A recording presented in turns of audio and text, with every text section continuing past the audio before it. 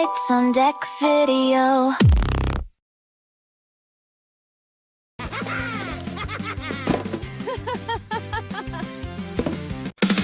Deadites on Deck, horror shop. Let's get online, let's shop till we drop. Candles, t-shirts, horror-themed popcorn, tiki bar, party drinks, and more. Custom orders for what you need. Horror or non-horror, we have it all. Deadites on Deck, horror shop.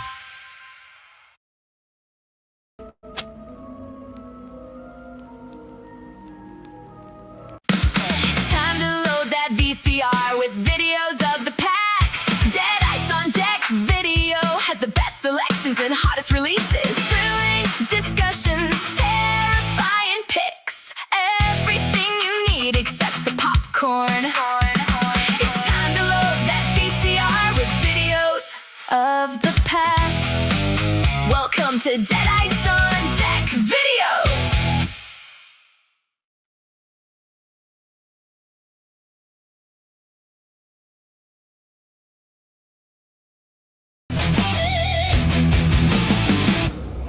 Hi, I am Ozzy the Wonder Squirrel. Don't forget to watch Evil Dead Chick on Deadites on Deck on YouTube. Oh, and subscribe, man!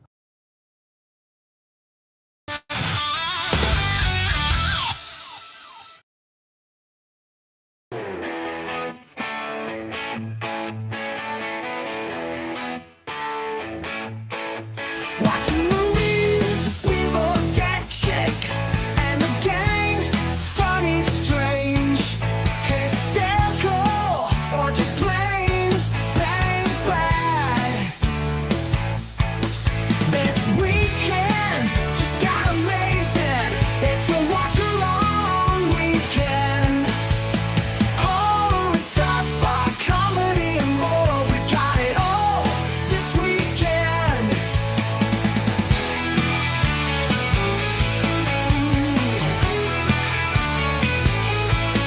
This weekend just got amazing. It's a watch-along weekend. Horror and sci-fi, comedy and more. We got it all this weekend.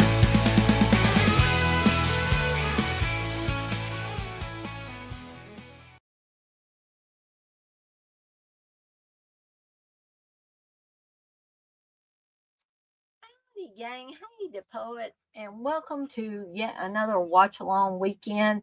So sorry I was a few minutes late. I got started working on something and then looked at the time. I was like, holy cow, it's time to do the watch along. So welcome to yet another watch along weekend. This one was delayed from 4th of July weekend because I just figured it'd be just insanely noisy and probably be a better idea if I waited another week to do that. So here we are. We're going to be watching City of the Living Dead, aka The Gates of Hell. I'm going to be watching on the Scorpion release. I mean, it's the same movie. I don't think anything's added or taken away. I don't know. I just picked this one mainly because it's the Blu-ray version, and that's what I've got to watch back here. And also, that's what I grew up knowing this movie as, under the title Gates of Hell. I did not know that the actual title of the movie was originally City of the Living Dead until I was much older and I knew who Lucio Fulci was and all that good stuff. So we're going to be watching this in a few minutes. This movie, I wanted to give you a time on it. I'm not seeing it. 93 minutes. So not a very long movie at all, folks. DeBoat, you say, I hear things about this movie. Is this a ripoff of Dawn of the Dead? Now, I don't feel like this is a ripoff of Dawn of the Dead in any way, shape, or form. Now, other people may feel differently about that. I mean, to me, it really has no resemblance to Dawn of the Dead. And I don't understand that correlation that people have, but, maybe they can explain to me why they, if somebody comes in here tonight that believes that, maybe they can explain to me. But me, honestly, I don't consider it a ripoff of Dawn of the Dead. I, to me, it's a zombie film, yes, technically, but it has none. It has no similarity to me at all. Um, they talk about this burning the witches at Salem and stuff like that. They don't talk about any kind of, you know, toxic waste or a virus or anything like that that may have turned these people into zombies. Basically, what happens in this case, briefly, is Father Thomas, a priest, hangs himself at the beginning of the movie, and when he does so, that opens the gates of hell, and bad things start to happen in the little town of Dunwich. And if anything, it's probably alludes to H.P. Lovecraft, because H.P. Lovecraft did the Dunwich Horror, and etc., etc. But I guess I could talk on and on about that, but I won't. But I hope that answered your question, the poet. But the poet, since you're mainly the one in here in the chat right now, if you're planning on watching along with me, I don't think I found a copy of it, but I can go look. I would be happy to do that if you or anybody else needs a copy to watch. Just do my diligent duty here. Well, we do have that.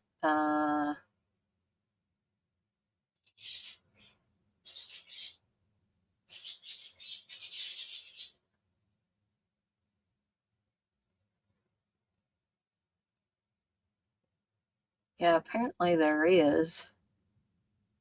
I don't know how good of a version this is, but it's on YouTube. Yeah. This movie might be too gory for you. Well, if it gets to be too much, the poet, I would not be mad at all if someone had to leave. I would totally understand that. So I'm going to go ahead and put my Such a Long Weekend. Or if you would just prefer just to sit in on this and not actually watch the movie, that is okay as well. Because, like I always say, it's not a requirement that you watch the movie. You can just come in here and hang out if you want to. Give me just 1 second here in case we have some other people come in here and they want to watch it. What in the world? Why did it do that? Oh, gosh. Really? I don't know what is going on with IMDb lately. It showed the damn title and then... let's see what happens here. It is available on the Fulci map and Pluto TV. So let me go ahead and put those links in here so people will have some choices.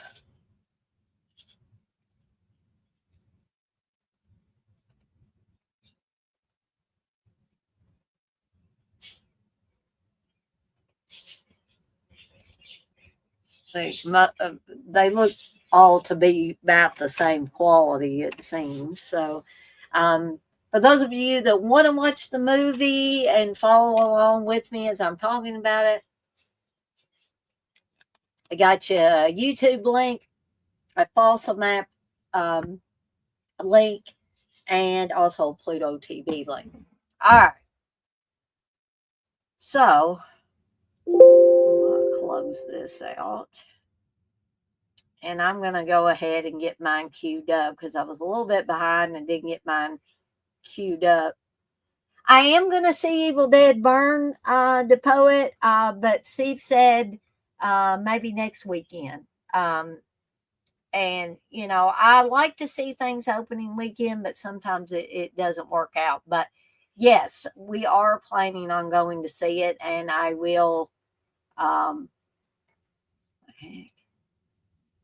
I will do a Highway to Hell for it.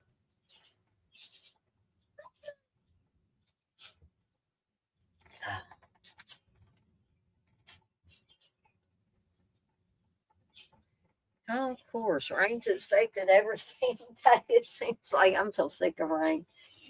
All right, come on, dude. Let's load here. Anytime in the next century. I was going to ask Steve if he wanted to. What the heck happened here? Well, it closed out on me. I don't know why it did that. I hope this thing's going to play. Let's try it again.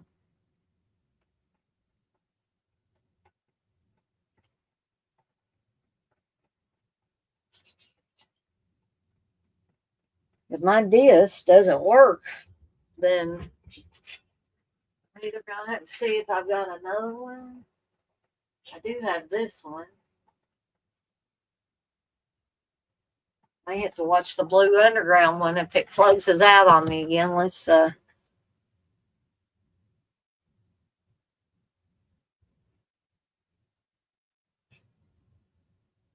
okay, now we're getting somewhere. Let me see if I can get it queued up here so that I can tell you guys and gals where I'm at. There's the Scorpion releasing.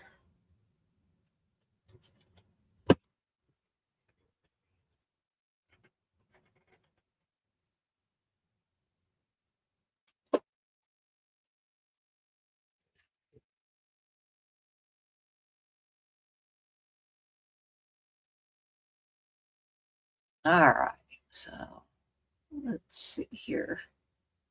Let that.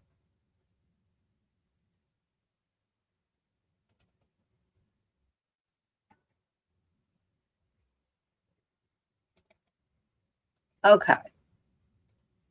So for those of you that are watching along, and it looks like all the copies that I put the links for in there in the chat start at the same spot.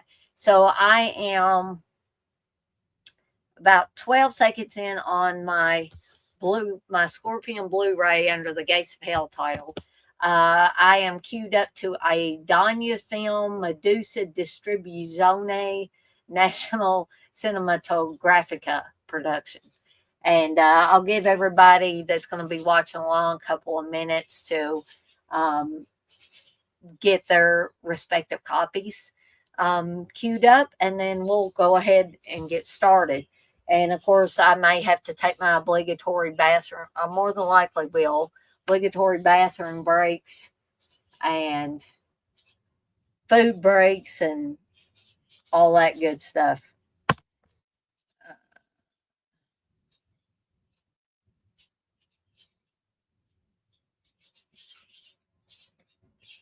But I just wanted to show y'all while we're waiting so everybody can get queued up. I am making my own like customized last drive-in stuff. And for those of you that still have Shudder, Joe Bob did have one of his specials on last night, because even though the last drive-in is technically over, hey kids, this is definitely one of my favorites too. Kids, while you're in here, I'd like to have your take on it, because the poet asked me earlier. He said, I hear things about this movie. Is this a ripoff of Dawn of the Dead?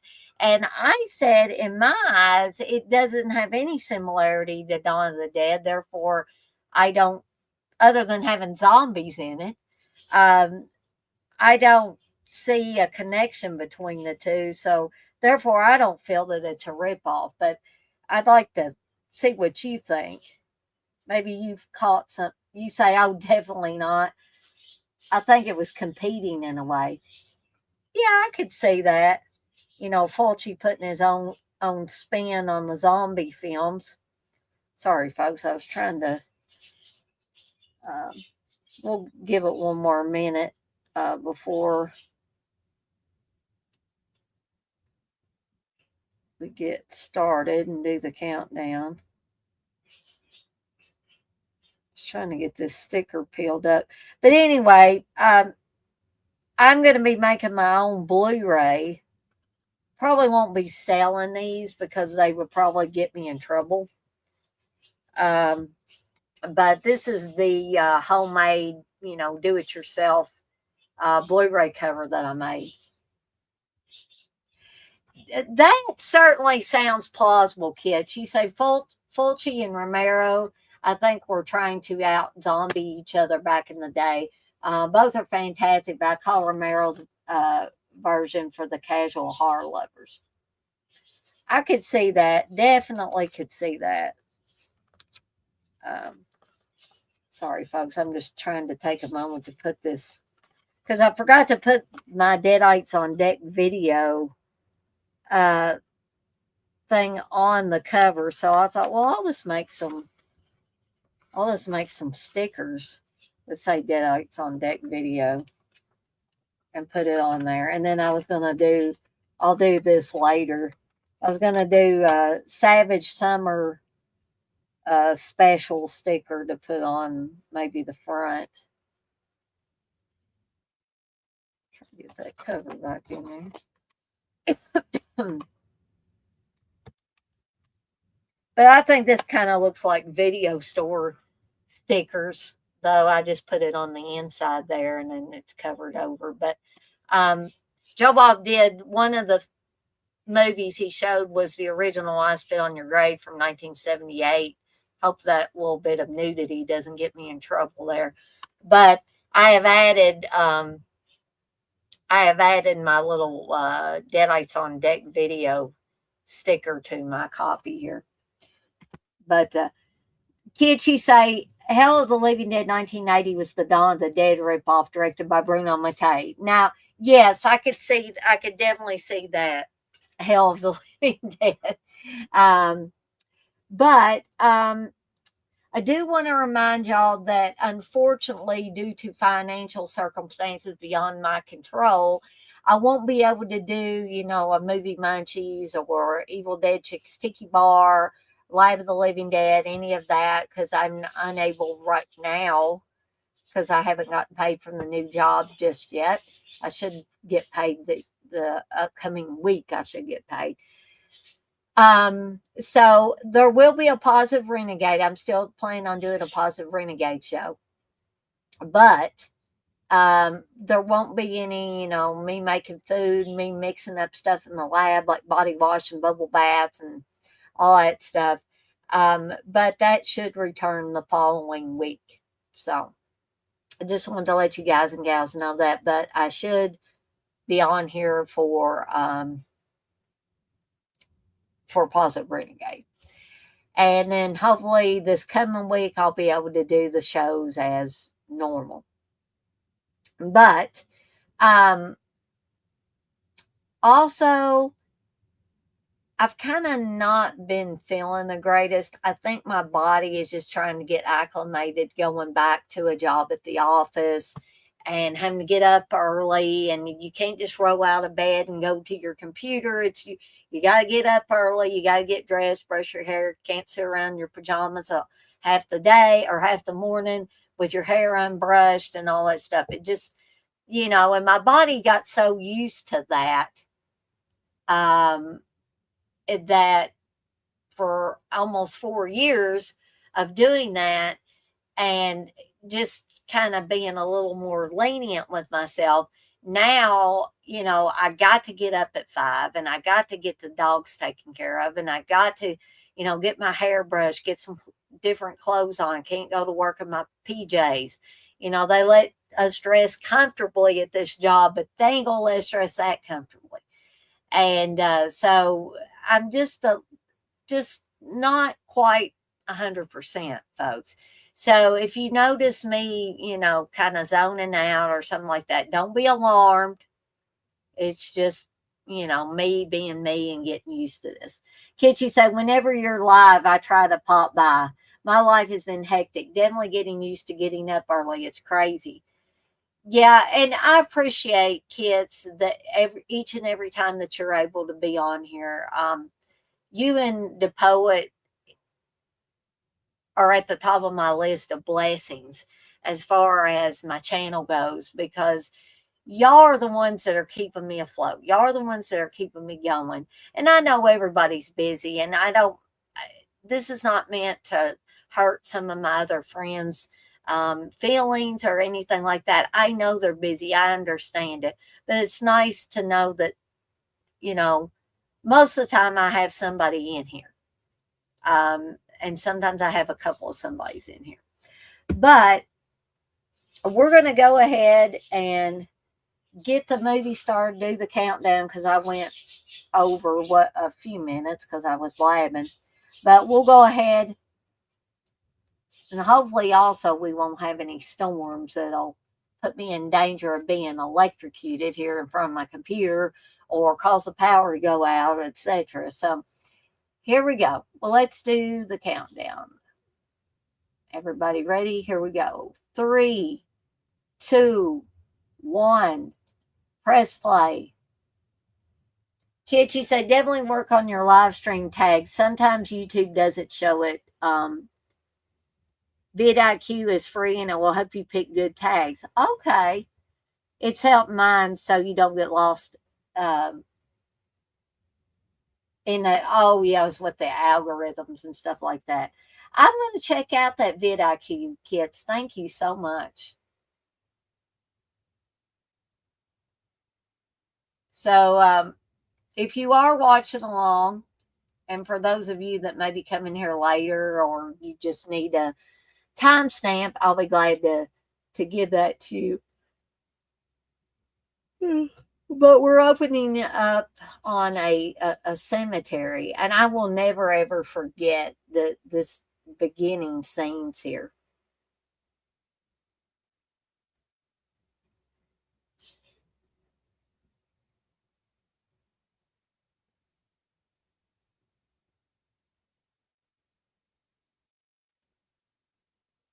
Kids, you say you're welcome. It's very easy to use. Seeing a positive difference. Forgot to mention it the other time I was on here. Well, that's okay, kids. It's you know, anytime you can mention anything, I sincerely appreciate it. I do. I love this beginning scene too. It's atmospheric. It's creepy, and it's very, very well done. You know, you may not be able to say that about every single thing, every single shot that Fulci has ever done, but this is fantastic.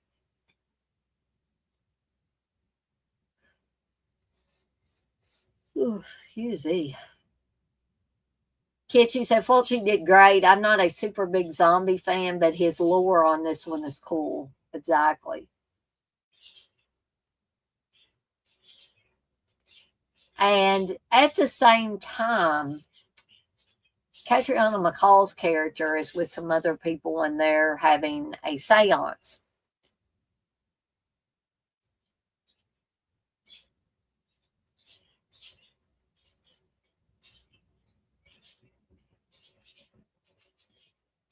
Yeah, exactly, kids. She said, I like how it's not just, oh, zombies, let's hide. So something very bad is going to happen to Mary, the character that Catriona McCall plays. A few years ago, several years ago, in fact, I met Catriona McCall, and she was very, very sweet and nice.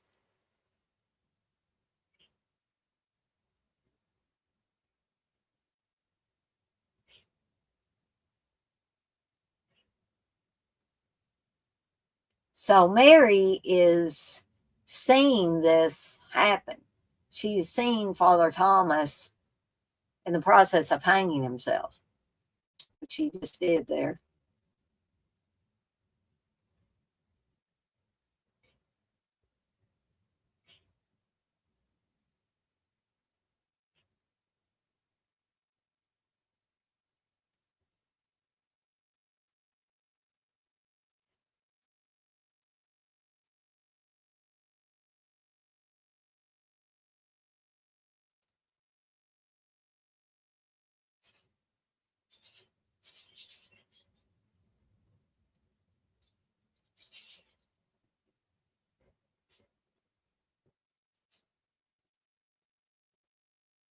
Ugh. Sorry, I keep yawning, folks. I'm gonna have to grab my energy drink here in a little bit.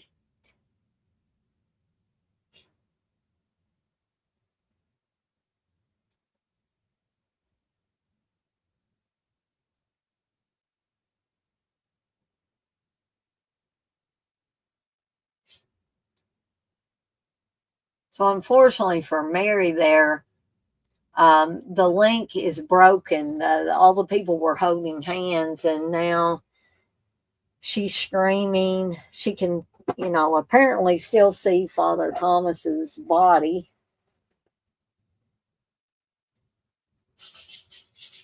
And of course, like I said earlier, when Father Thomas hangs himself, it opens up the gates of hell, and literally all hell breaks loose. And that's a very ominous message that's on the tombstone in the cemetery.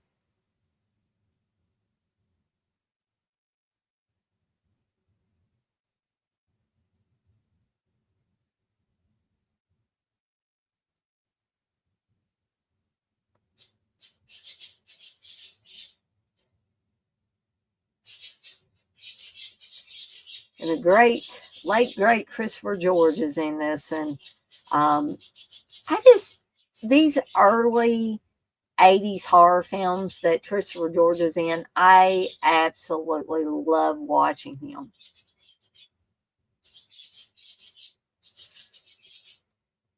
And I see this guy here who's, I guess, the lieutenant, a detective or something, with the police. I've seen this guy on other films.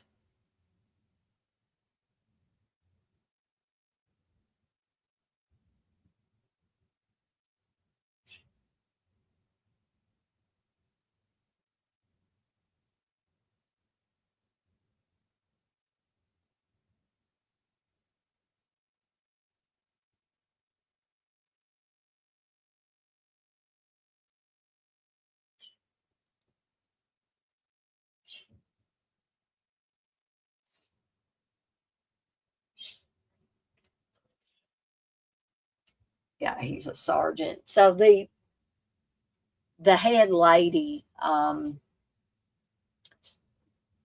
Teresa, the master medium, as he calls her, she says he's a comic book version.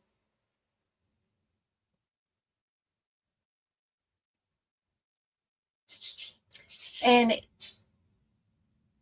if you will notice in several of Fulci's early films, there is a book of Enoch, I think. But there's also the book of Ebon and all of that. And I really think that they kind of, layer one upon the other. The book of Ebon is part of the Beyond.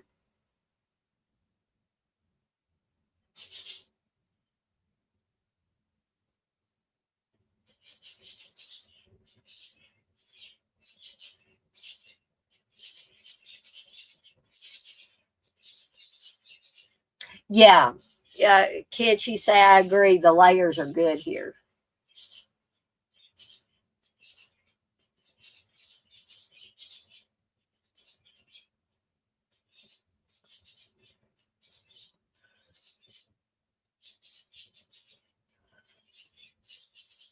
Yeah, I'm really gonna need that energy drink.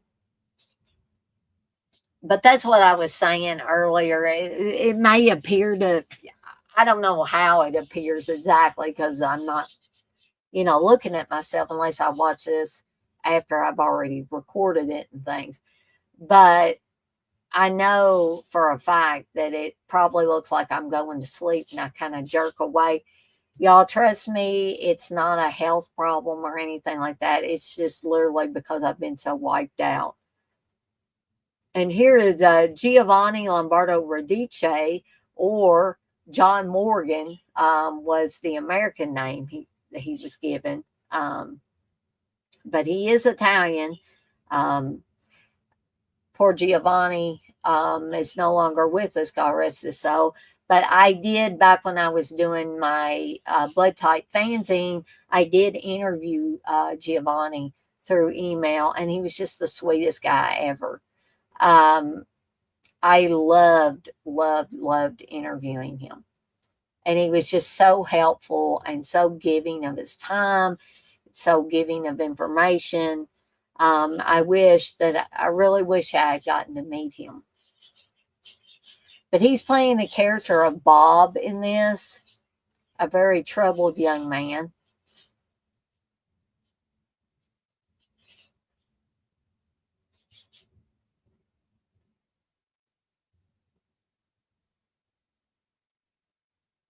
He's got a blow-up doll there.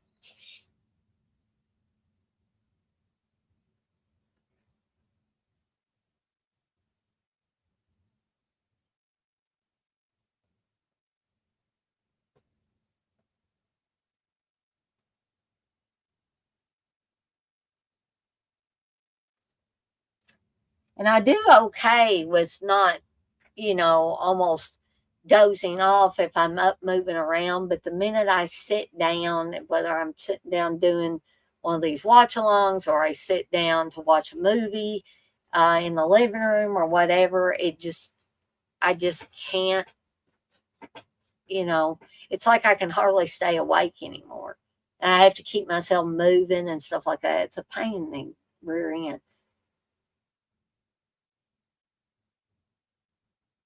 So was that a baby, or was that I've never been able to exactly figure out what that was. I mean, it appears to be a corpse of some sort. And there's Christopher George.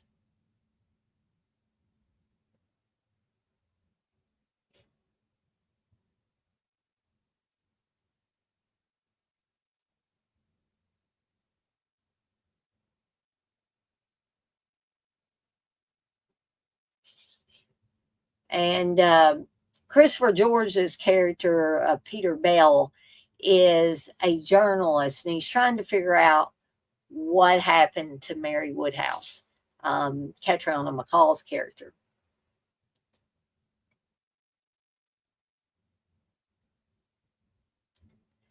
Now, gang, I hate to do this early on, but I'm going to take myself out of the stream real quick, take a bathroom break, and get me an energy drink so I hopefully don't fall asleep on you guys and gals.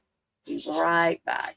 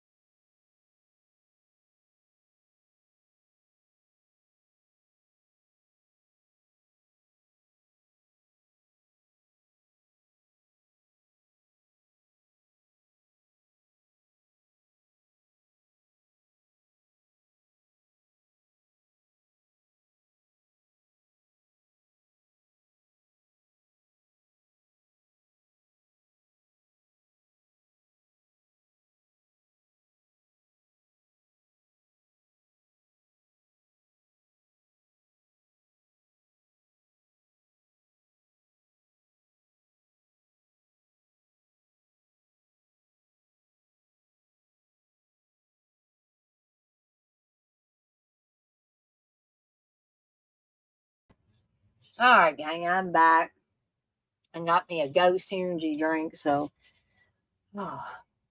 if I do, if I do time to go to sleep or something, I am so sorry, folks. I'm beginning to think, well, maybe I have narcolepsy or something like that but then again, I just have been so wiped out that I just sometimes when I get home from work, I just can hardly go. And it's not that I'm doing anything real physical at my job. I'm fixing Chromebooks. That's been what I um, have been doing since I started working, steadily and doing more stuff. How's the drink taste, the poet? Good. This is a blue raspberry ghost. I'm saving my Welch's ghost for tomorrow, I guess.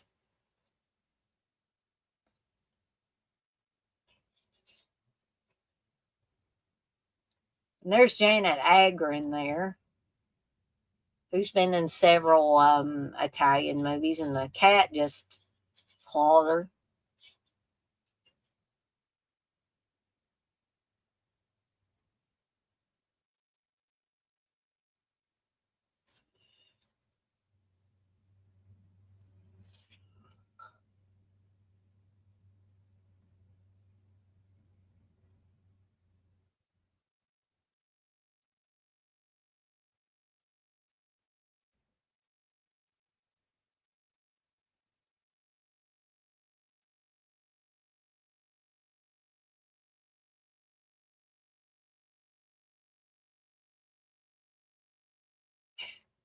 This conversation these two grave diggers are having in the cemetery.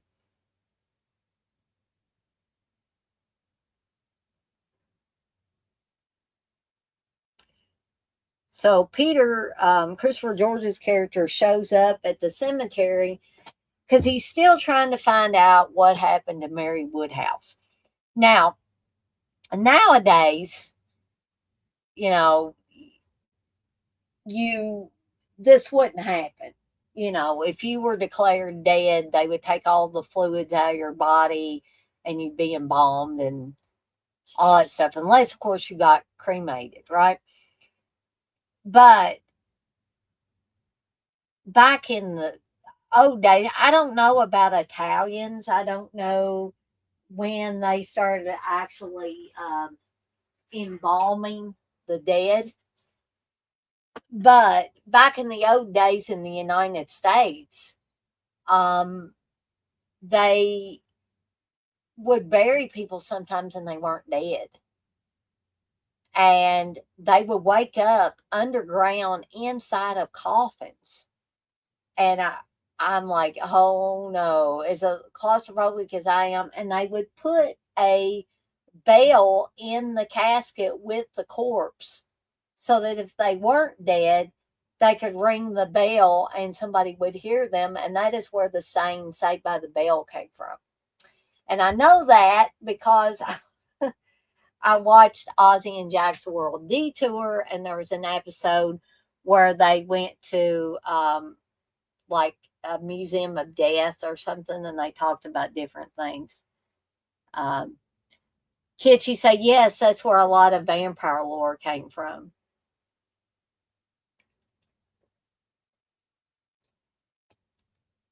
And I always remember that scene where he yells out in The Serpent and the Rainbow, don't bury me, I'm not dead. Because there was voodoo stuff going on. The character of Wade Davis, who the real guy, Wade Davis, wrote a book called The Serpent and the Rainbow that probably Wes Craven's Serpent and the Rainbow movie is at least loosely based on. But there was some kind of voodoo stuff going on where they could make somebody look dead, make them look like they don't have a pulse, etc., and then people would be buried alive.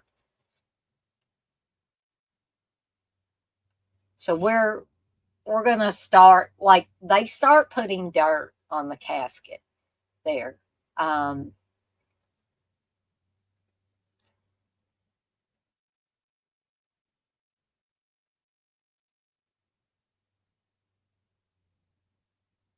But at 5 o'clock, they stop. And see, that's mentioned a lot in Fulci's films. It was mentioned in The Beyond,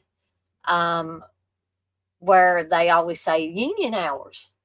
And these guys say union hours, you get to get off at 5, whether you've covered over the grave completely or not.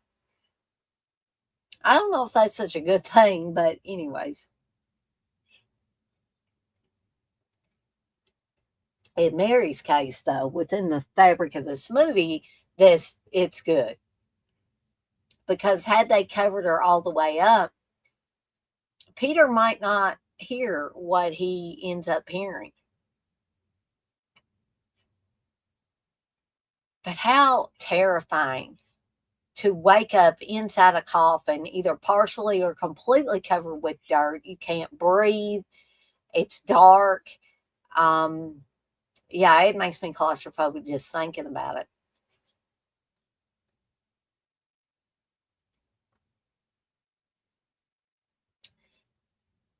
And you just want to scream at Christopher George here. It's like, go over there, get her out, get her out.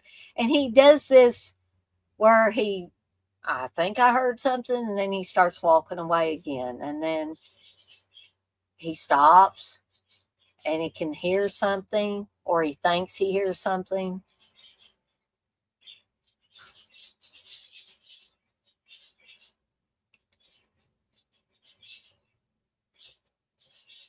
Come on, dude.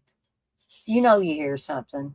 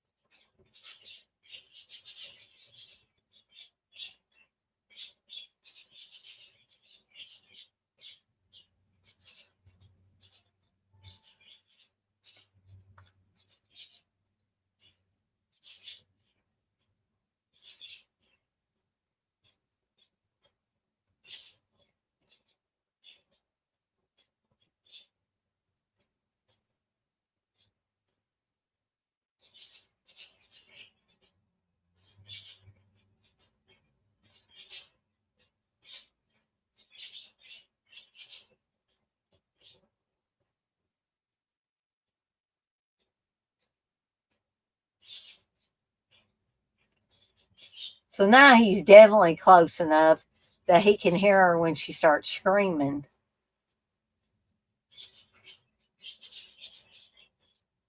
But this is terrifying too because, he's desperate. He don't know what else to do. So he takes that pickaxe that the gravediggers left, and he's going to, and how close that came to her face.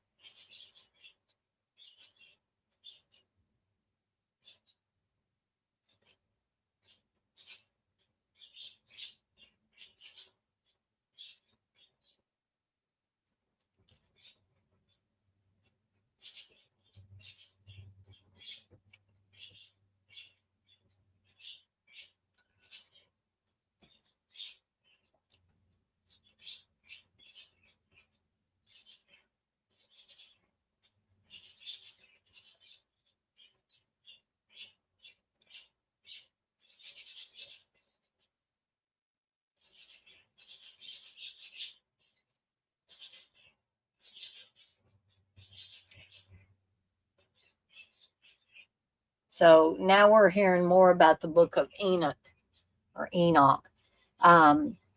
that was supposedly written 4,000 years ago.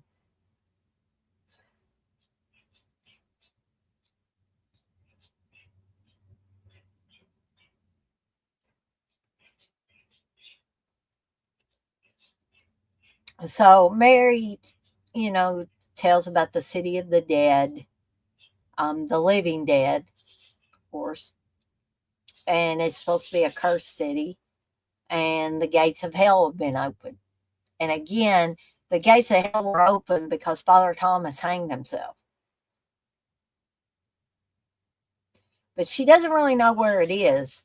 But she does know it's It's called Dunwich.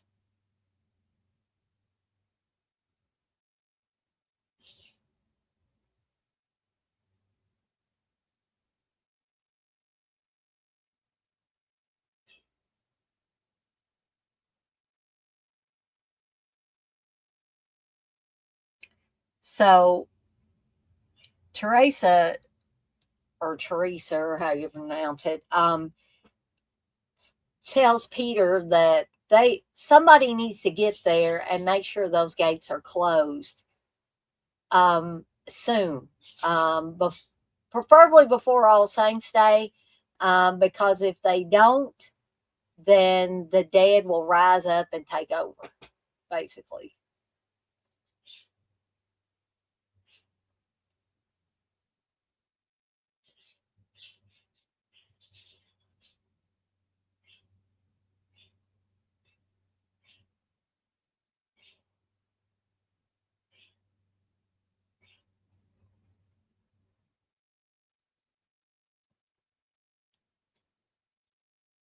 So Emily here, I guess she's the girlfriend of that Jerry or Gary, or how you want to pronounce it, Jerry, I think. But and she's going to see Bob, and that's Giovanni Lombardo Radice's character, and she finds Bob, and he's scared to death.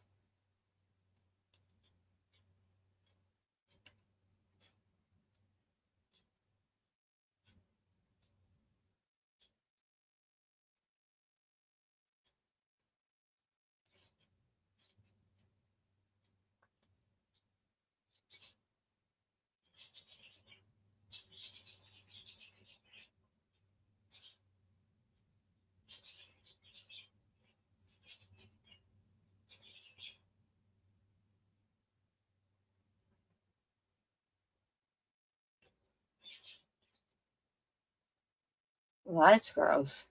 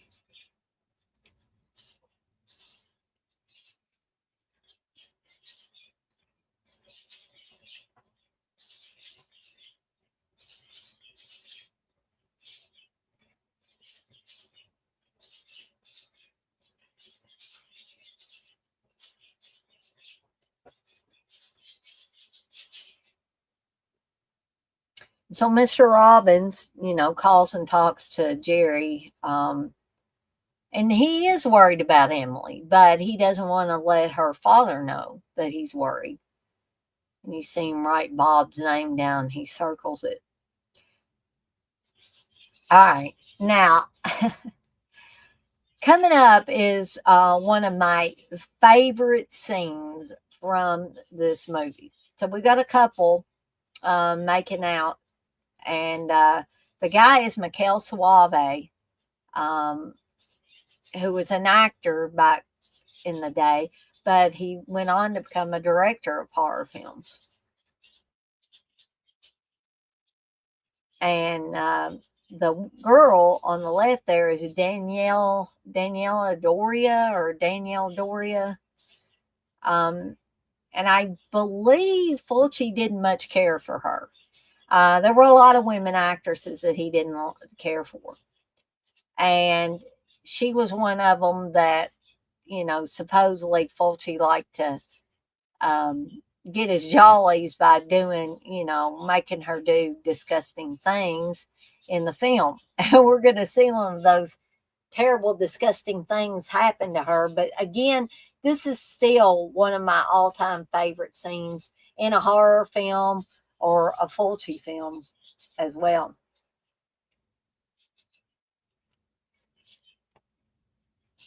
So the girls want, oh, there's Father Thomas hanging.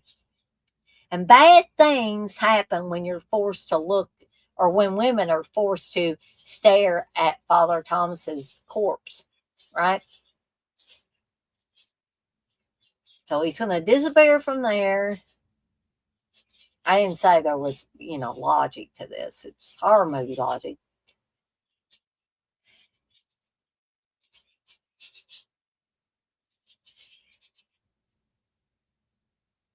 And he's going to reappear. This dude, I tell you, he is so creepy.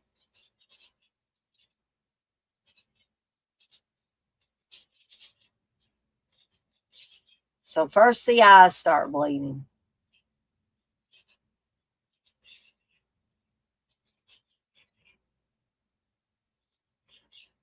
And this, I've mentioned this scene many, many times. For a dead guy, he gets around to yeah, exactly. But this chick, literally, if you don't believe me, keep watching, is going to vomit up her entire intestinal tract. And including, other stuff too. There's her intestines and her stomach, but also her liver and all that. And poor Daniela Doria had to hold real, animal intestines in her mouth at first. But by the time it gets here, you can obviously tell it's a fake head. And then Michael Suave gets his brains pulled out of the back of his head. Well, what I want to know is every time it looks like the zombies pulling their brains out, it looks like a black person singing. It looks like it might be that sergeant singing or something like that. I don't understand why it looks like that, but every time I think it looks like that. Maybe it's just because they're supposed to be zombies and their hands are dark and yucky.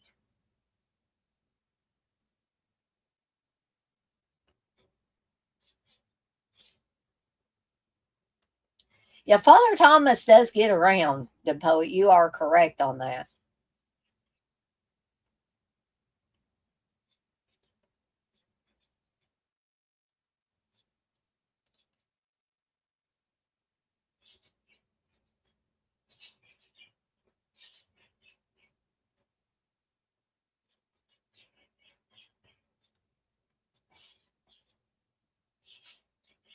And they've discovered poor Emily. And there is Lucio Fulci playing the doctor or the coroner or whatever. He says that she died of cardiac arrest. Basically, she died of being frightened to death.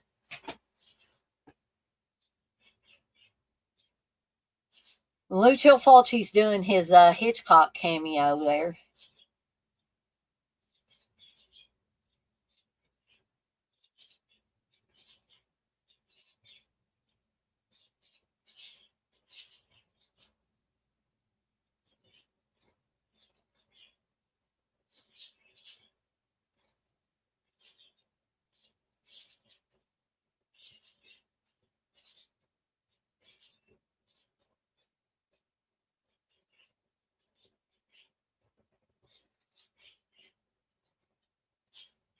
And they all think it's Bob. They all think Bob did these terrible things, including what happened to the people that were making out in the car, or the vehicle a little while ago.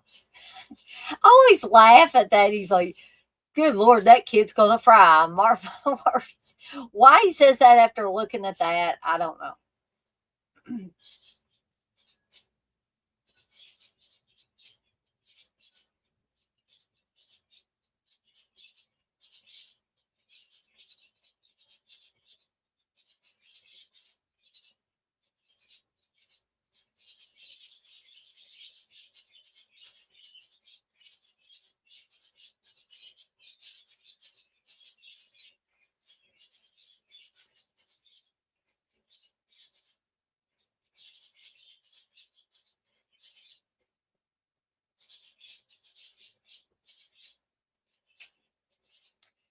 So Mary tells Peter, I saw a priest who by hanging himself opened the gates of hell. And so he's got to be destroyed.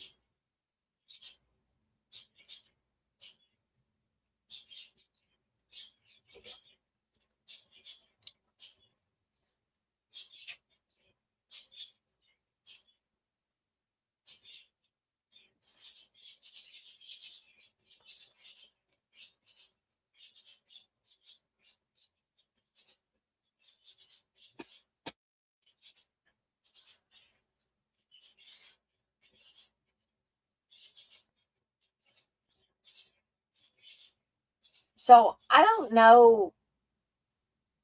See, now they're embalming Emily. Apparently, that's what it looks like there. So they're taking her bodily fluids out, putting the embalming fluid in. So I'm not sure why they didn't marry, other than there wouldn't have been a good storyline if they had killed Mary, and not brought her back. Because had they embalmed her, she would have been dead.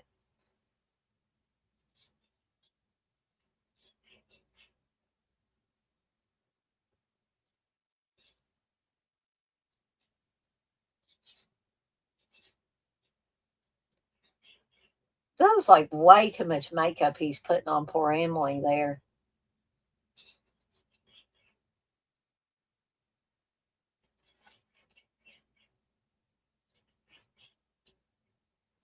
So a bunch of people are dying mainly by being frightened to death.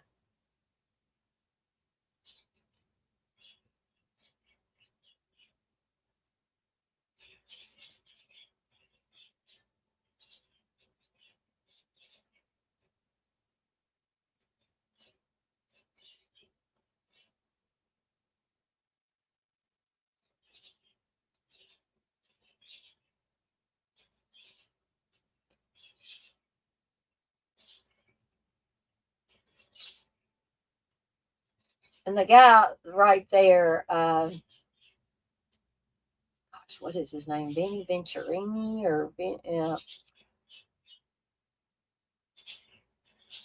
I don't know. I'm forgetting his name right offhand. There's going to be a scene coming up between him and Bob, and it's going to get kind of nasty. And when I interviewed Giovanni way back when, he talked about that, and he said apparently that guy couldn't understand let's pretend. He had no concept of that. And so he was a little rough with Giovanni.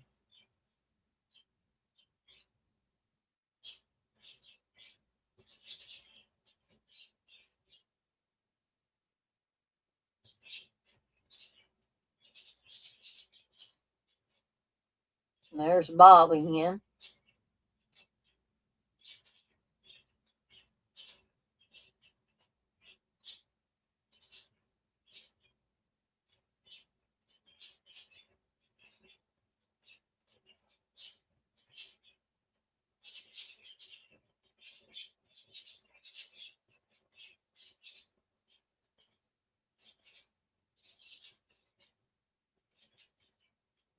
Uh-oh. There's Father Thomas again.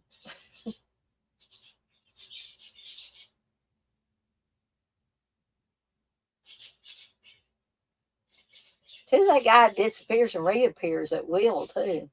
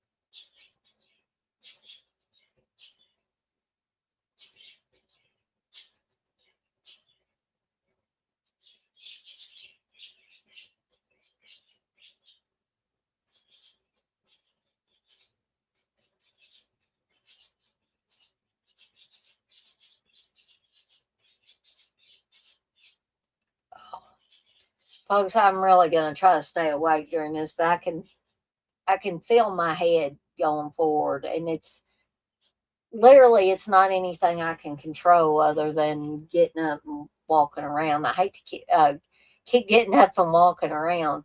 I was hoping that the energy drink would help.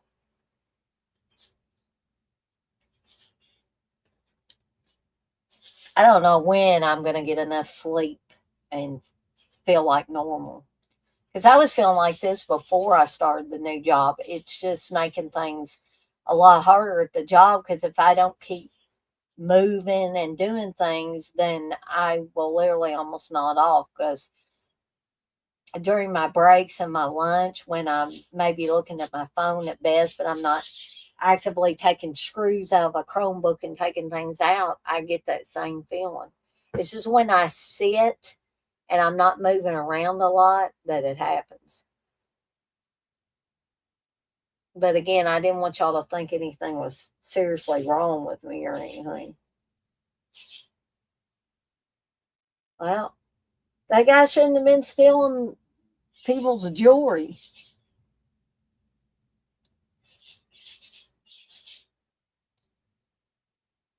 So we got about 50 minutes left in this movie. For me, this movie moves fast because it's entertaining and enjoyable.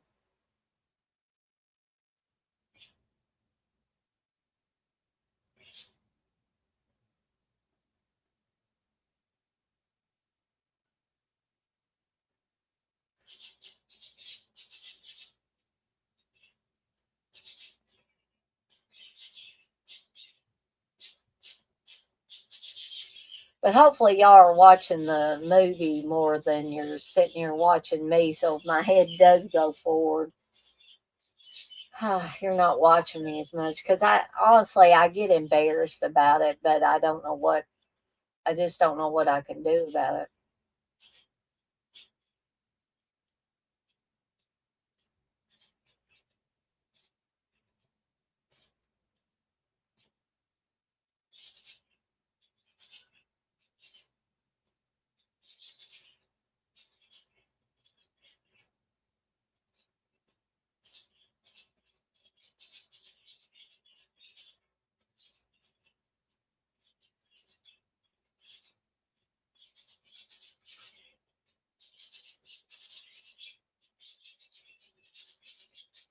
You think I should get a sleep test done to poet? And maybe I might have to. I mean, if this continues, I think you can do those at home now. Although um, Steve did one of those, but they told him they weren't really able to determine much from his because I think he couldn't leave the sensors on him or something like that, and they didn't get real good results. But I think I would be able to do it. But Steve says, you might have sleep apnea, Dana. I said, well, I don't think I've got sleep apnea, but definitely that would be something that would turn up when they did a sleep test. I probably do need to do something, but like I said, I get embarrassed that I get that fatigued and it seems like I can't do anything anymore without almost falling asleep. And I can get a lot of sleep, I can get not very much sleep, and the effects are the same.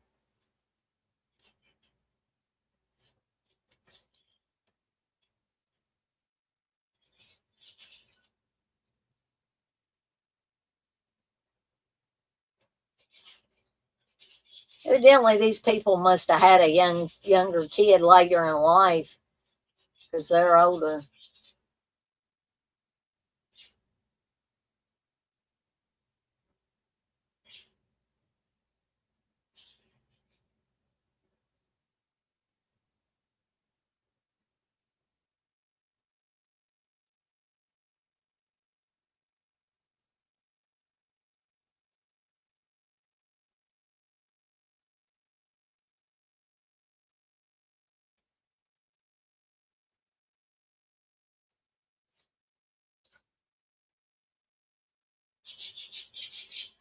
Now, the big scene coming up with Bob is another one of the scenes that I really like. And I probably told this story before, but several years ago, me and Steve went to the Skyline Drive-In, and one of the movies they were showing was Gates of Hell. And a friend of ours was in a vehicle next to us at the drive-in.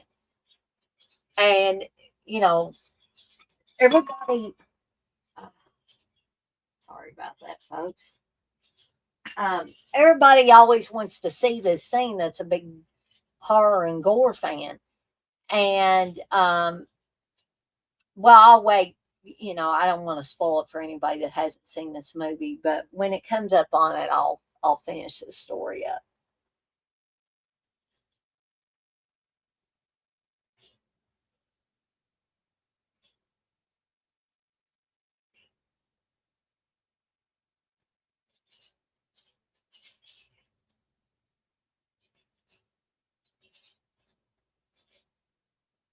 So Sandra has called Jerry, and she's very upset.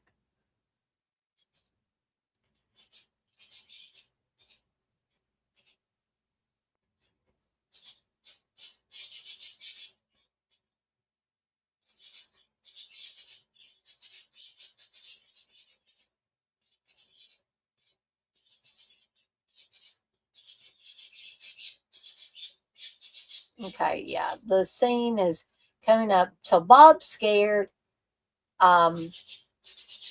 So he snuck into the house where Anne lives, and you've heard him talk about Anne. You heard her father talk about her when he was at the bar, and that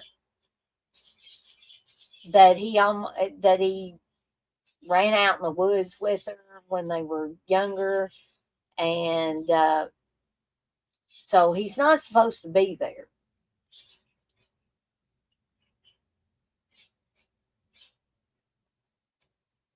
Meanwhile, Jerry is going to Sandra's house because, you know, like she told him she's frightened. There's something weird going on. She's got a damn gun there.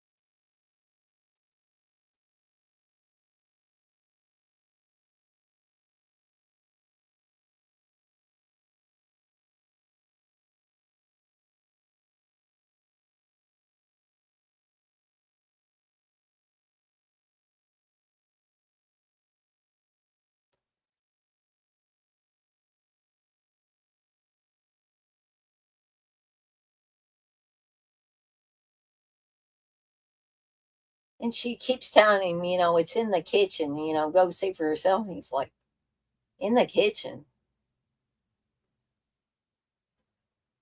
I didn't notice that before, but I think there's a beer on top of the refrigerator there. And that is Mrs. Holden, who was in the funeral home earlier that day, but now she's on the kitchen floor at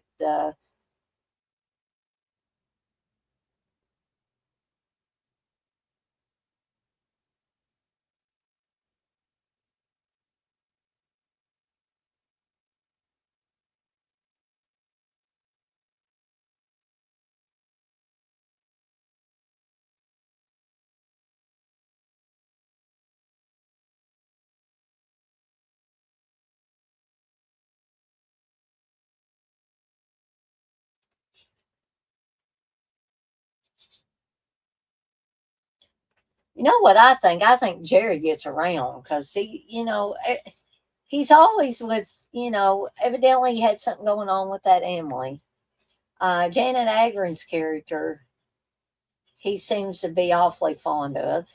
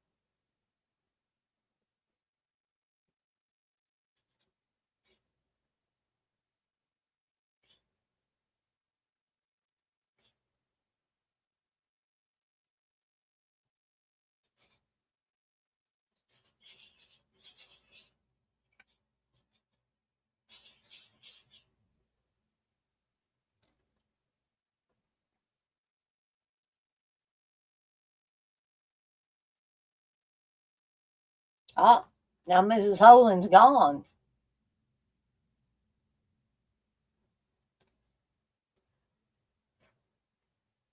Well, they do in horror movies, Jerry. Bodies can get up and just walk away.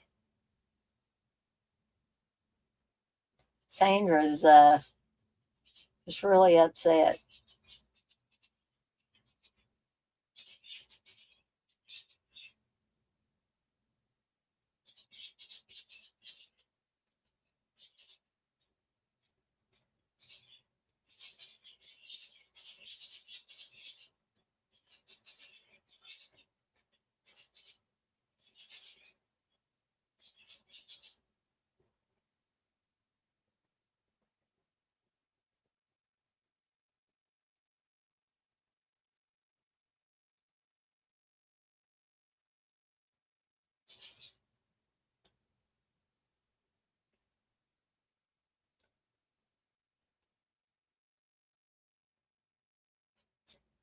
So we're gonna see that. Oh no, think that's Mrs. Holden. Probably is.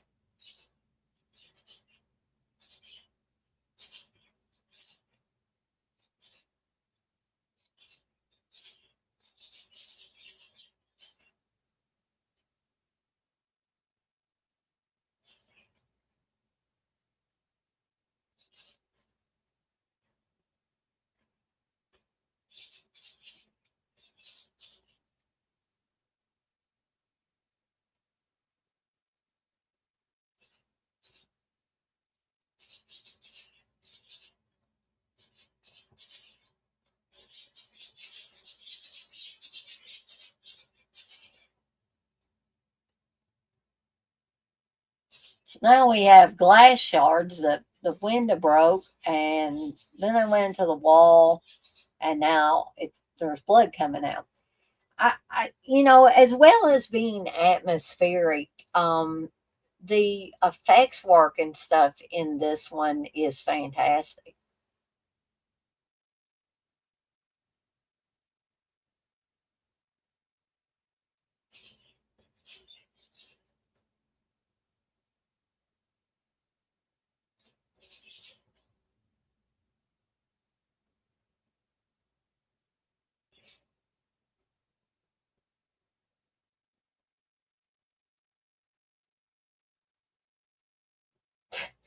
Christopher George there, he looks like he hasn't slept in about 3 to 5 days.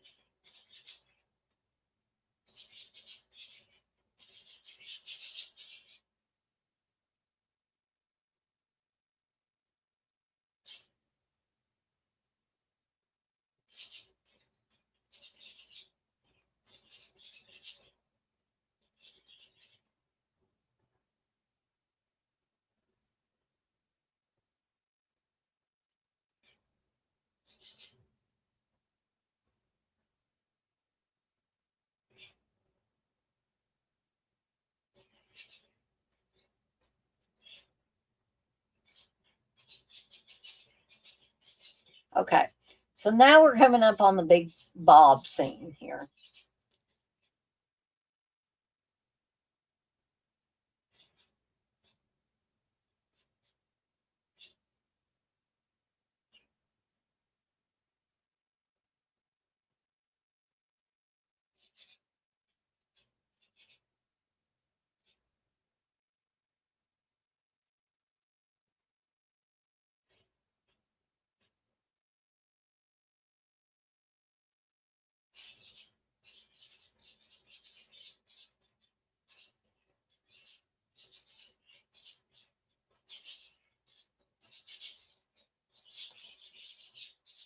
Uh-oh.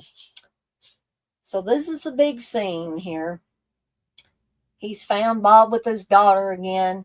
And the guy playing Mr. Ross, this is the actor that Giovanni told me evidently he didn't understand Les Pretend.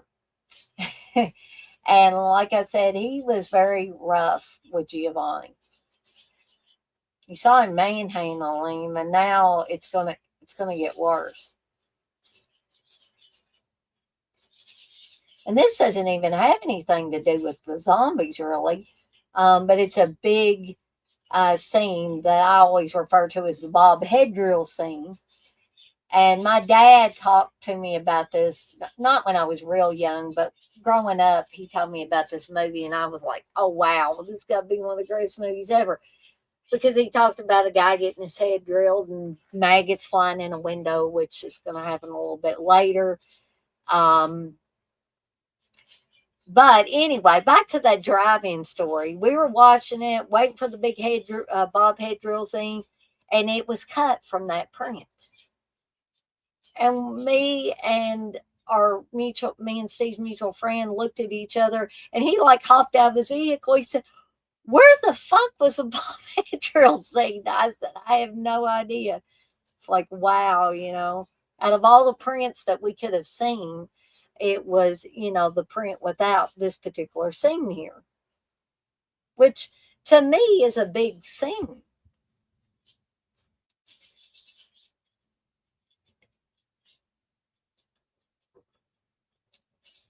And this image there made it on the cover of Fangoria magazine back in the day as well. I think this scene here where the car pulls up, they showed it twice instead of showing the scene where Bob gets his head drilled.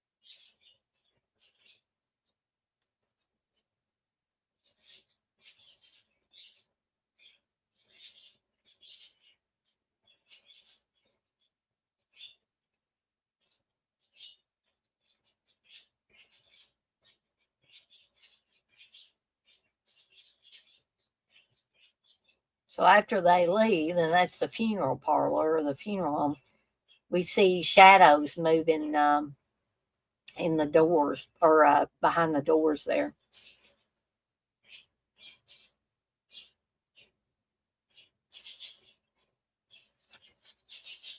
And Mary says, yeah, that's the tombstone I saw when I was in the trance.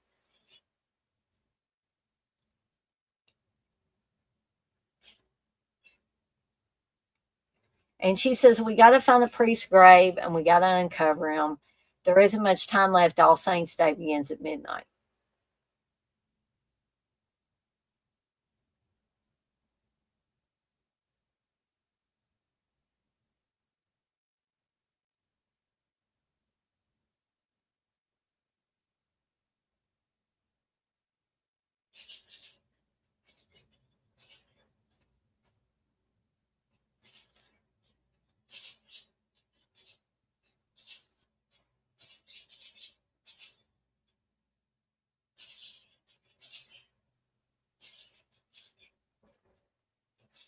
I think this is at the point that Jerry's going to meet up with Mary and Peter.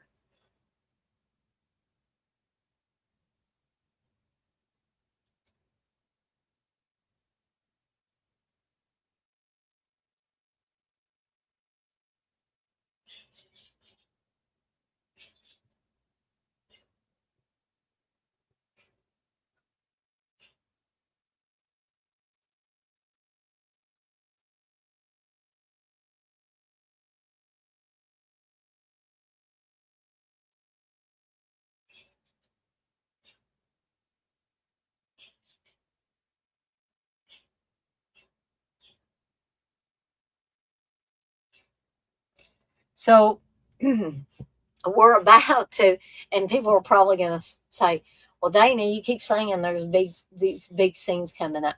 But this one does have several um, scenes of note. And coming up is one where the maggots come flying in the window. Here we go. And these people, unfortunately, really had worms on them. And it is said that Fulci liked to torture his female actors. But yet, everybody's getting maggots on them at this point. But I don't think Janet Agron took to this too well. I think Catriona McCall could handle it a little better. I mean, hopefully she wasn't really vomiting there, but maggots are nasty little creatures. I wouldn't want them on my face. But you can tell that those are some live worms on them.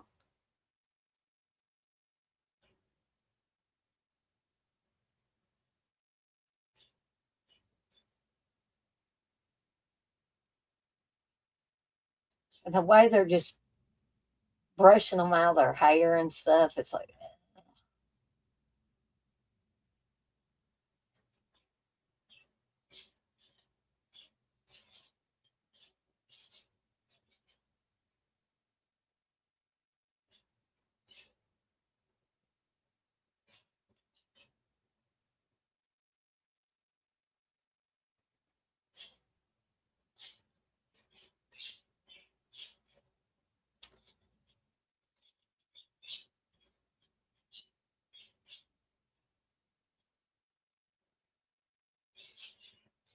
so John was Emily's brother, in case y'all didn't catch that. And we're going to find out what happened here. So John just told Jerry that Emily killed his parents, or killed their parents. And Emily, of course, died 2 days ago. Now we're going to see John. This little kid's a good actor, I think. See the blood dripping into the milk at the dinner table.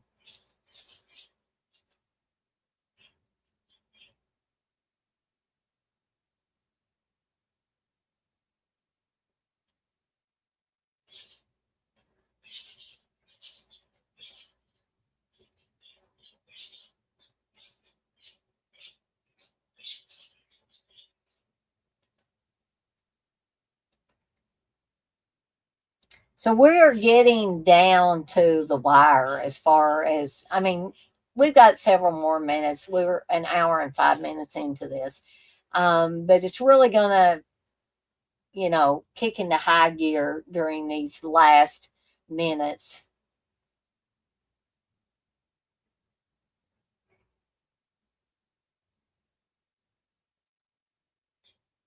So we got about 27 minutes, less than 30 minutes left of the film. But I'm going to take another quick little break, folks, so that I can be here for the ending of the film. Well, definitely, hopefully, be here before the ending of the film. But I will be right back, folks.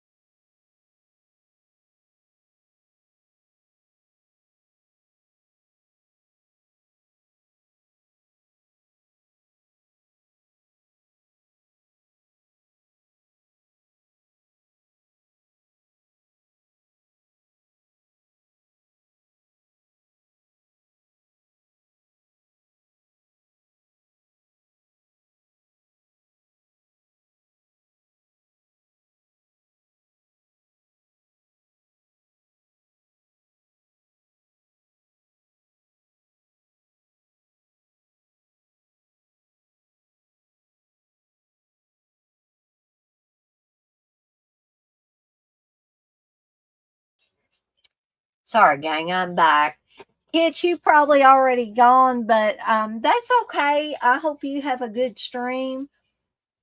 And thank you for, if you watch this on the replay, I hope, or I wanted to thank you for coming by mine, and I hope your stream goes well. And yeah, we're going to finish this one up, which we don't have much time at all left in this one, about 20 minutes.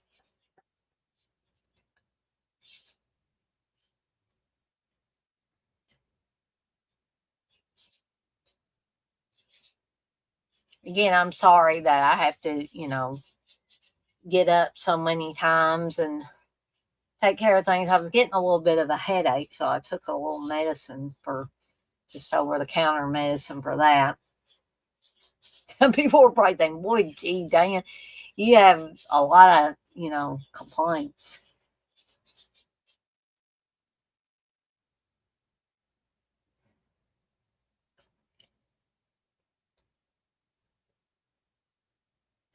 The poet, you say, have you seen any of the underworld movies? I want to say no. I don't believe I have.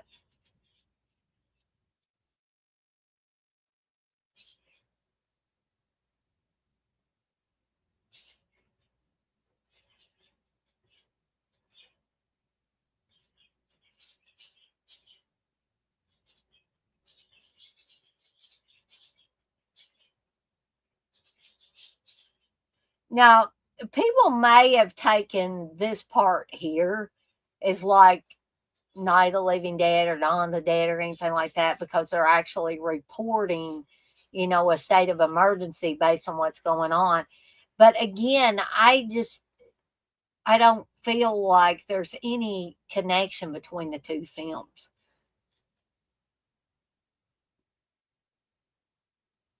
So the dead are starting to show up around this little town.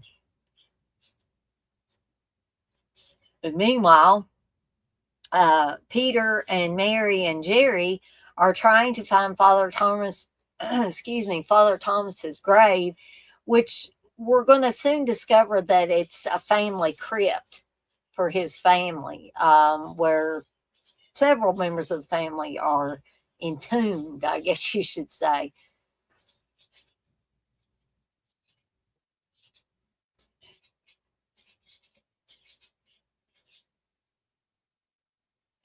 And again, I just want to say how atmospheric this film is with the fog and all of that stuff, the sound effects.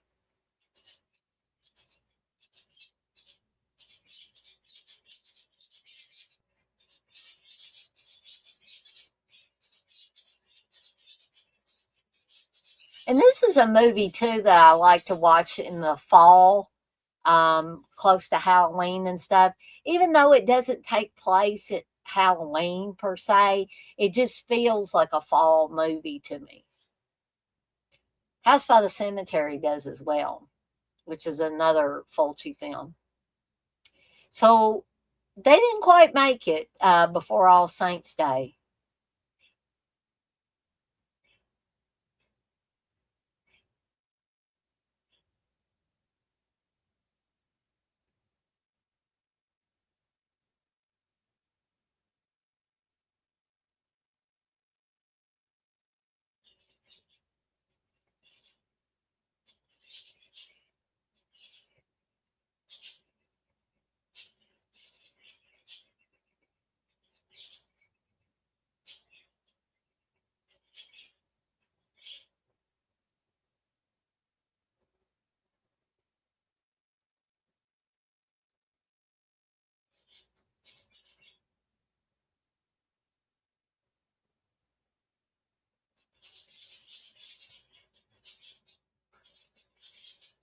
That might be Daniela Doria and Mikhail Suave there, I believe.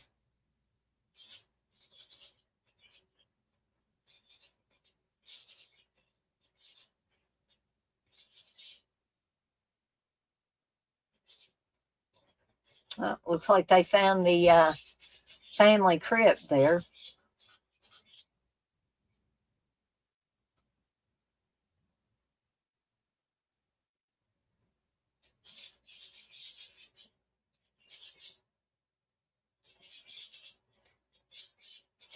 was just thinking, Christopher George smoked cigars here on this movie, on Pieces.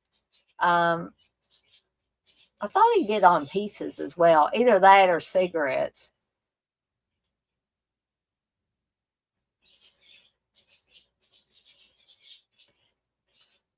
I'm not going to take myself out of the stream. I'm just going to go grab something real quickly.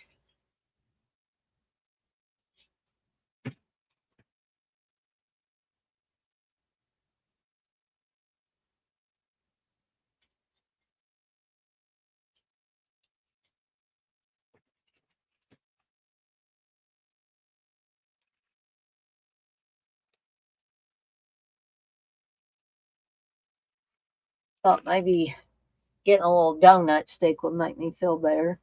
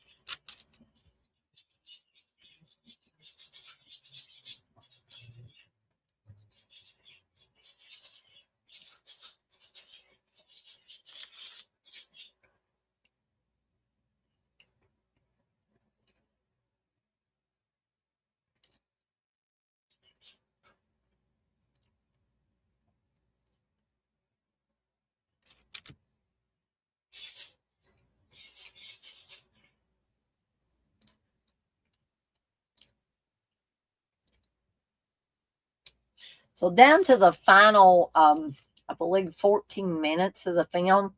This film seems to have moved really, really quickly.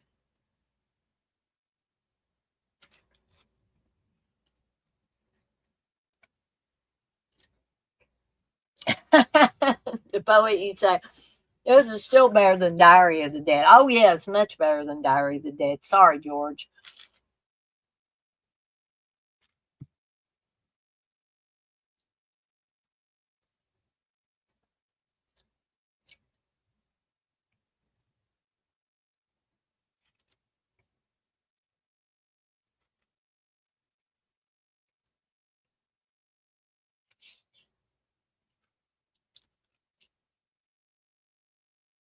And you can obviously tell those poor rats, their fur has been dyed to make them look dark. More than likely white rats.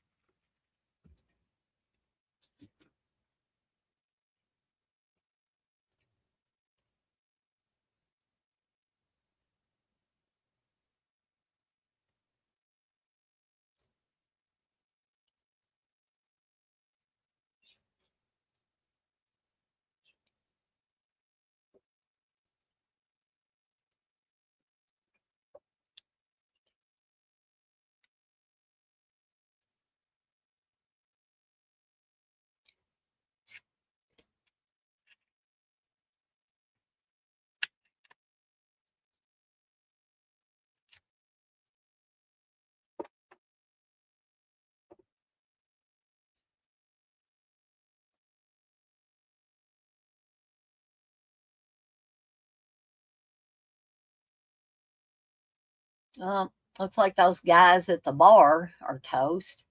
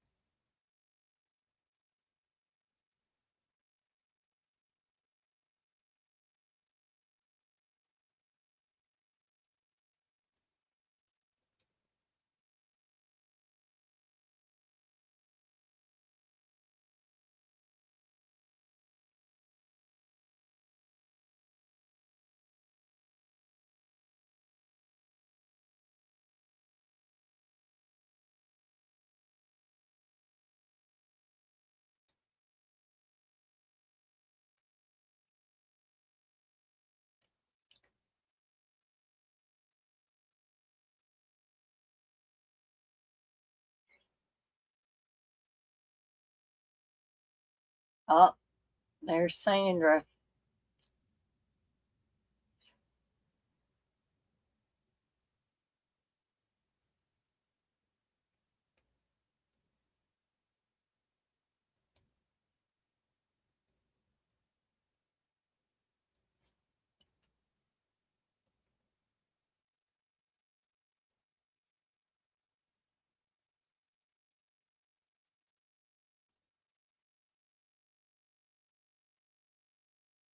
Now her hand doesn't look dark like that. Oh, I hate that this happens to a good old Peter Bell there. I remember being kind of disappointed that Christopher George's character, makes it this far into the movie and then is taken out.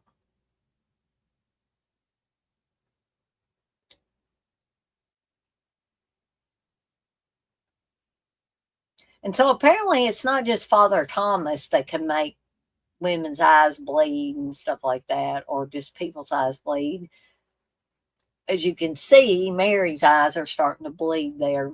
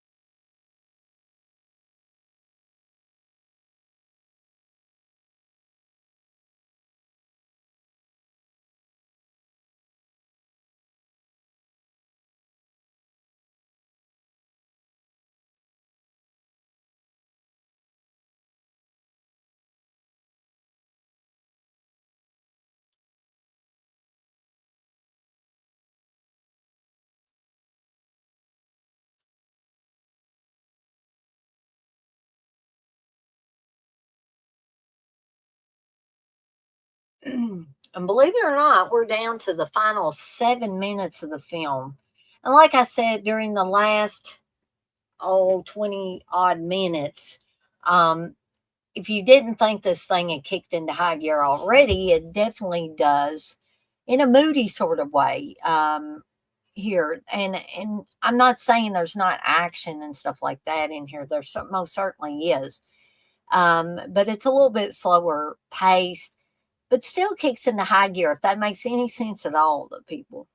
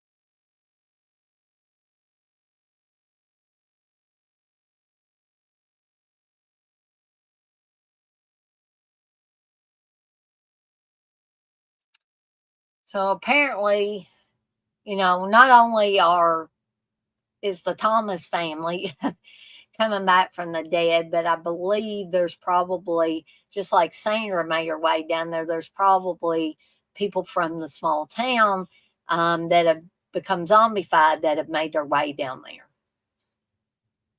Or from the local cemetery, and oh my goodness, there's Father Thomas again.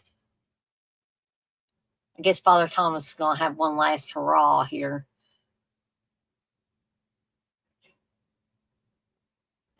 He has a very creepy smile that he does here.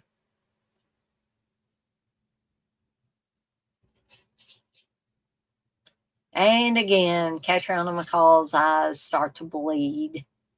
We know what happened to Daniela Doria's character earlier on.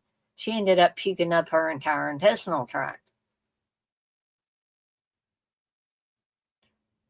And once again, Jerry's going to have to save the day here.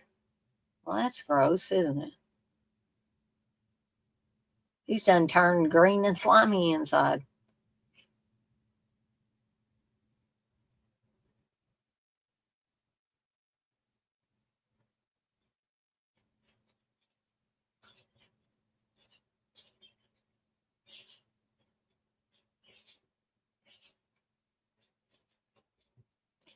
So now things are starting to catch fire.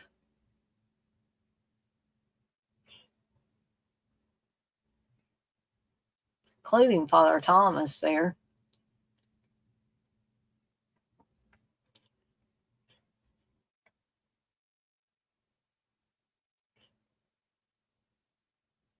He's going to spin around.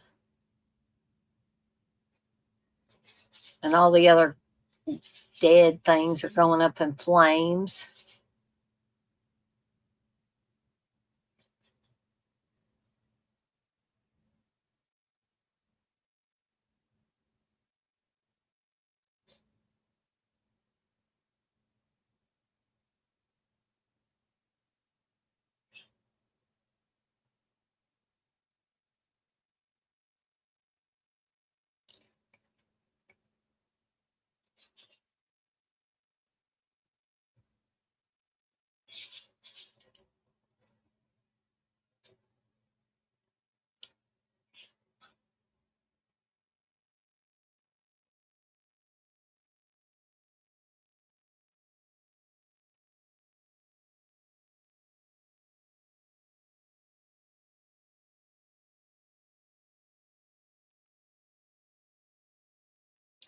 Now, coming up in the final moments of the film, there's been a lot of speculation over the years about, does this mean anything? And people kind of made up their own theories about it. So we have the police officers.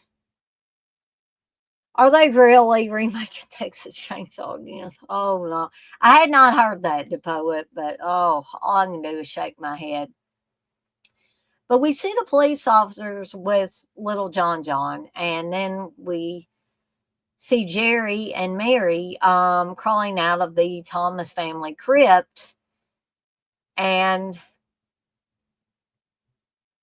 John's so happy to see them. He's running towards them, and they're both laughing. But Mary looks like something's wrong. They keep showing the boy. They show the cops in the background. And then she screams, no. And the film breaks apart. Now, the part about the film breaking apart was due to film damage. And Fulci has mentioned this. However, people have made up their own theories, and some of them are very good, about what the ending meant. Why was Mary screaming? Was she having a delayed reaction to seeing Father Thomas and him making her eyes bleed? The world may never know, right? Just like how many licks does it take to get to the center of a Tootsie Roll Pop? The world may never know. But if you guys and gals out there, either, if you're watching this now, like you, the poet, or you watch this on the replay and you think, well, I've got a theory. I would love to hear what you guys and gals think out there. But I'm going to stay with you guys and gals that are still in here. And for the benefit of those that watch this on the replay, as the credits roll. And then probably get off here soon after that because I got a few things I got to finish up. But if anybody has any comments or questions, and those were short credits, if anybody has any comments they want to mention, questions they want to ask, I will try to answer any questions that you may have about this movie. But if we don't have here in about a minute or so, I'll probably call it a night and go ahead and get off here for the night. Believe it or not, I got past that real sleepy stage and I'm feeling a little bit better now. Don't ask me why it comes on me and then it can go away. I wish I knew.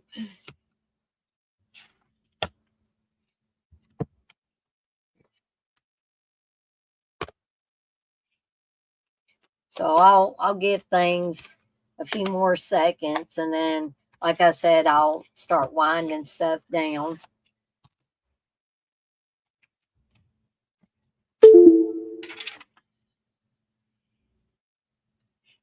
But I hope that you guys and gals have enjoyed this watch along for City of the Living Dead, aka The Gates of Hell, directed by Lucio Fulci. Came out in 1980. I think it says something about 1983 on the back here, but I'm pretty sure this movie came out in 1980. Perhaps it didn't make it to the States until 1983, but I'm not really sure. But it is now 9:01, so I think I'm going to go ahead and tie things up, folks. But the poet, Kits, I know Kits isn't in here right now, but I'm sure she'll watch this on the replay. But the poet and Kits, I want to thank y'all for being in the chat tonight and keeping me company in the chat tonight as we navigated through City of the Living Dead. Had a lot of fun watching this one again, as I always do. For those of you that maybe didn't feel comfortable getting in the chat, or you were watching this on the device where you weren't able to chat at the same time you were watching, I appreciate you guys and gals as well. And for those of you that either weren't able to stay for the duration or weren't able to join me as I was doing this live at all, but will watch this on the replay, I want to thank you guys and gals as well. And as always, I'm off like a dirty shirt. This shirt ain't dirty, but I'm off like one. And I want to remind everybody, as I always do before I get off of here for the night, to be kind to one another and blaze that trail. And stay tuned for an upcoming edition of My Path to Becoming a Positive Renegade. Let me see what the topic of conversation is going to be, so that you guys and gals can decide if this is something that you want to join me for. We're going to be talking about the poet's topic on obesity. So that's going to be episode 9 of My Path to Becoming a Positive Renegade. So we're going to be talking about that. Episode 10 will be on fear, and episode 11 will be on domestic abuse. And if I can think of any more topics, or you guys and gals come up with any more topics that you'd like to see me cover for Positive Renegade, I'd be happy to do those for you guys and gals. But I am out of here for the night. Be sure to tune in if you are so inclined or interested in My Path to Becoming a Positive Renegade, starting tomorrow night at 8 p.m. Eastern Time. Again, unfortunately, I will not be able to do a movie Munchies or Evil Dead Chicks Tiki Bar, Evil Dead Chicks Lab of the Living Dead, due to lack of funds, folks. But hopefully that will return the following Sunday. But I'm out here for now. But I'll see everybody next time.